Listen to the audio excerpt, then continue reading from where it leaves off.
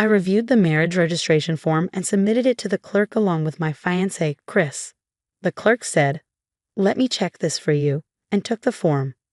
While we waited, Chris walked over to his family, looking happy. I thought about how we could build a happy family together and get along well with his family. But then I overheard Chris and his family talking, and their words shocked me. They said things like, "Once she submits the marriage form, she won't be able to escape us easily, and I finally got my servant. I won't have to work now." They even praised Chris for doing well and talked about how they could live luxuriously. One of them said, "I'll let her do all the housework and we can live gracefully from now on." I couldn't believe what I was hearing. I was frozen in surprise. The clerk, who had heard the conversation too, looked at me with wide eyes. Maybe Chris and his family were so excited that they didn't realize they were speaking so loudly. The clerk then whispered to me, "There's no problem with the form, but I'll give this back to you," and gently handed it back. I whispered, "Thank you so much," and put the form in my bag. My name is Mary, and I'm a 30-year-old office worker. I worked really hard to get into a top high school and university, and then landed a job at one of the world's most famous IT companies. I focused on doing my best at work, and I was promoted to section manager by the age of 30. The more I worked, the more results I saw, which I enjoyed because it suited my personality. But sometimes I feel lonely. It's been a long time since I had a boyfriend. When I see my friends getting married or having babies and looking happy, I sometimes feel sad and wonder if I'll be alone for the rest of my life. "Mary, what are you thinking about?" my coworker Justin asked. "Oh, hi Justin. Did I look like I was deep in thought?" I replied. "You looked like something was bothering you," he said. "It's nothing, but thank you for worrying," I responded. Justin walked away, but I started to think, maybe I really do need to find a boyfriend. I asked a friend for advice, and she threw a home party for me. That's where I met Chris. He's the same age as me and also works for an IT company, so we had a lot in common to talk about. We started dating, and things went smoothly as we got to know each other better and better. Chris is very family-oriented, and I got to meet his family early on. I was often invited to his parents' house for dinner. "Mary, nice to meet you. I'm Chris's mom, Catherine," she introduced herself. "And I'm his dad, Mark," his father said. "Nice to meet you. I'm Mary," I replied. Then his sister joined in. "Hi, I'm Chris's sister, Kate." I didn't know Chris had such a cute girlfriend. His family seemed really nice. "Do you have any foods you don't like?" they asked. "No, I can eat anything," I said. "Chris used to be a picky eater," his mom mentioned. "Oh, that was just a childhood thing," Chris chimed in. "What did Chris hate?" I asked. "He hated broccoli and asparagus. I had to shred them and hide them in meat," his mom said, laughing.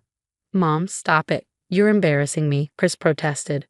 They were such a friendly and happy family, just what I always wanted. When I was in middle school, my parents got divorced. I lived with my dad, while my sister lived with our mom. My sister and I didn't get along very well, so I wasn't too sad when we were separated. The reason for my parents' divorce was that they both loved their work and didn't want to handle the housework. In the end, they decided to split up, each taking one child, so they could equally share the responsibilities. Both my dad and mom had high incomes, so we never had any trouble living. My dad wasn't indifferent, but he mostly let me be on my own and gave me a lot of freedom. I really wanted to become independent, and I thought the best way to do that was to get into a top university and land a good job. So I studied really hard. Eventually, I was able to get a job at one of the most famous IT companies in the world. But even with all that success, I had never really felt the warmth of family love. That's why I adored Chris's warm and close-knit family. "Think of us as your other family," Chris once told me. I guess he said that because he knew about my situation. I was regularly invited to his parents' house for dinner. His sister Kate even started treating me like a real sister and often asked me for advice about work. After graduating from university, Kate got a job at a company that was pretty awful, long hours, no overtime pay, and way too much work. So she quit and started working part-time at an ice cream shop. Now she's looking for a full-time job and often asks for my advice. "Thank you, Mary. This is really helpful," she would say. "It's okay, Kate. I like talking to you," I'd reply. "Mary, you're like a real big sister." "I've always wanted a big sister," Kate told me one day. Oh, that's so sweet. My own sister never thanked me for anything and wasn't as nice as you at all, I said. Really? Then let's go to lots of places together, Kate suggested. Great, let's do that. I agreed. Wow, I'm so happy. There are so many cafes and restaurants I want to visit with you, Kate said excitedly. Okay, then let's go. We both have a day off, I replied. Yay, I'm so excited. Kate was really cute, and I was glad to get to know her better. It was around this time that Chris surprised me by proposing. Mary, will you marry me? I want to build a warm family with you, he said. I was so happy when Chris proposed to me, and we immediately told his family the good news. Oh, you're finally getting married, his mom exclaimed. Finally, Chris proposed to you. And now you're going to be my sister-in-law, Kate added excitedly. His family was thrilled, and they started talking about the wedding plans right away. Chris looked overjoyed too. That day, we had dinner with them and then headed home. When I got back to work, everyone congratulated me. Mary, are you getting married? They asked. Yes, I'm finally getting married, I replied, feeling happy and proud. Congratulations, they all said, and I thanked them. On our next day off, we were invited to Chris' parents' house again, this time for lunch.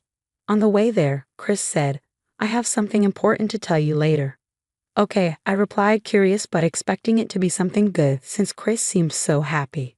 When we arrived at his parents' house, there was a stuffed turkey on the table. Are you celebrating something today? I asked. Chris's mom smiled and said, I'm just so happy thinking that Mary is going to be my daughter-in-law. She looked so sweet and shiny with joy as she said it. We opened some cold beers and enjoyed the turkey, chatting happily. After a while, Chris suddenly said, Oh, I almost forgot to tell you something important. I'm thinking of going to the marriage registry today. What? I was taken back. Actually, I've already prepared the paperwork, Chris continued. I was surprised. Sure, we were going to the marriage registry eventually. But why today? Is today a special day? I asked. No, it's not like that, Chris said.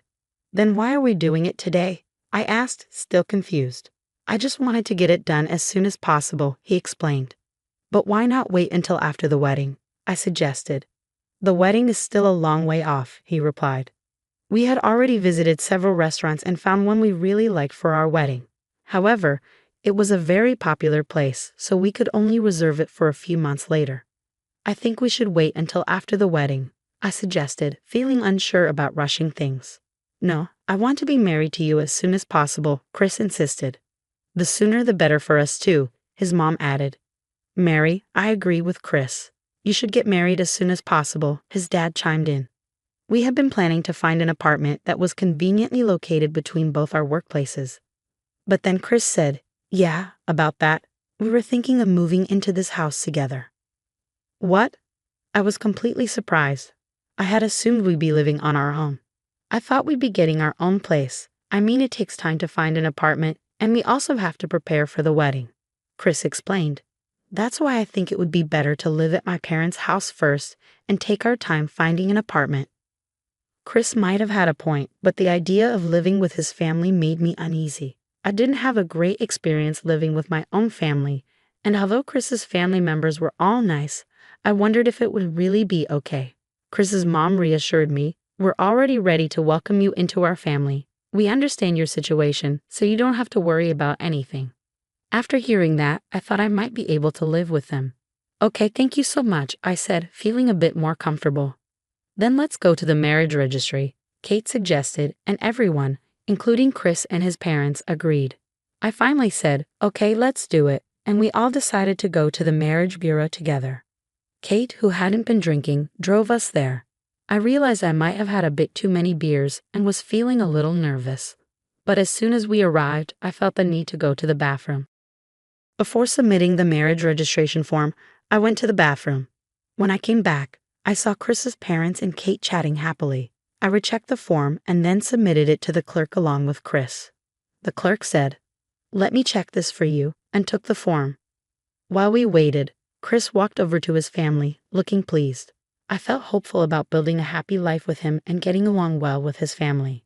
Just as I was thinking this, I overheard parts of their conversation that filled me with dread. One of them said, once they submit the marriage registration form, she won't be able to escape us easily. Another added, I finally got my servant. I won't have to work anymore. Someone praised Chris, saying, you did really well. From now on, we can live luxuriously. I want a new purse, someone said, and another added, I want golf clubs. We can let her do all the housework. I couldn't believe what I was hearing. What were they talking about? I froze in shock, and I noticed the clerk had also heard their conversation. Her eyes were wide with surprise. Maybe Chris and his family were so excited that they didn't realize they were speaking so loudly. The clerk looked at me and whispered, there's no problem with the form, but I'll give this back to you. She gently handed the marriage registration form back to me. I whispered, thank you so much, and quickly put it in my bag. Just as I did, Chris returned. Has it been submitted with no problems? He asked. Yes, I lied, then added, let's go home. I followed Chris and his family to the car. They had always seemed like a warm, friendly family, but now they just looked frightening. They drove me home that day, but the next morning, Chris told me that since we were married, we should start living together at his parents' house. I agreed and decided to move in, determined to find out if what I overheard was really true. Of course, I pretended that I had canceled my apartment plans and assured Chris that I would handle everything myself. I mentioned that I would sell my belongings to a recycling company soon. With that settled, we moved into his parents' house. However, as soon as I arrived, Chris's family's attitude changed dramatically. Mary, I manage all the finances in this house, his mother said sternly. So you need to put your entire salary into the household account. What? I was shocked, but Chris nodded in agreement. My mom will take care of it. She'll give you money for lunch and anything else you need. And she'll handle the household finances efficiently, Chris explained as if it were no big deal. Really? I asked, still trying to process what was happening. That's right, so don't worry about handing over your entire salary, his mom continued. Oh, and one more thing, you'll be responsible for all the housework. What?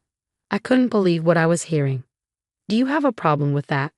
His mom asked sharply. I'm working, so it's a bit much to handle all the housework on top of that, I replied, trying to reason with them.